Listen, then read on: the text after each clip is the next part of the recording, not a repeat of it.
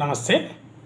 రాష్ట్రంలోని వృత్తి విద్యా కళాశాలలన్నీ కూడా ఐక్యంగా ఉండి రేపటి నుంచి నిరవధిక బంద్ కార్యక్రమాన్ని చేపట్టాయి. దానికి అనుగుణంగా ఈరోజు ఏర్పాటు చేసినటువంటి సమావేశంలో మేనేజ్మెంట్స్ అసోసియేషన్ తీసుకున్నటువంటి నిర్ణయం రేపటి నుంచి నిరవధిక బంద్ అంటూ ఒక ప్రెస్ నోట్ రిలీజ్ చేయడం జరిగింది.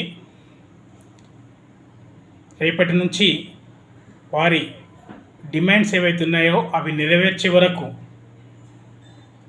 ఖచ్చితంగా మేము సమ్మె కొనసాగిస్తామని చెప్పేసి ప్రభుత్వానికి అల్టిమేటం జారీ చేయడం జరిగింది.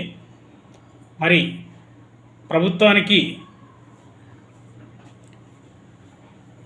6 డిమాండ్లతోటి అల్టిమేటం జారీ చేయడం జరిగింది.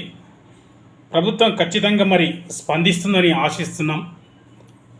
యాజమాన్యాలు చేపట్టినటువంటి నిరవధిక సమ్మెకు పూర్తి సంఘీభావం తెలుపుతున్నాం.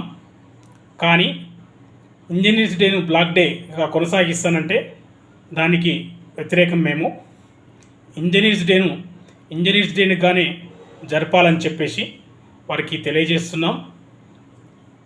ఇంజనీర్స్ డే రోజు నిరసన కార్యక్రమాలు తెలిపితే ప్రభుత్వానికి ఇంకా ప్రెజర్ పెరిగే అవకాశం ఉంటుంది.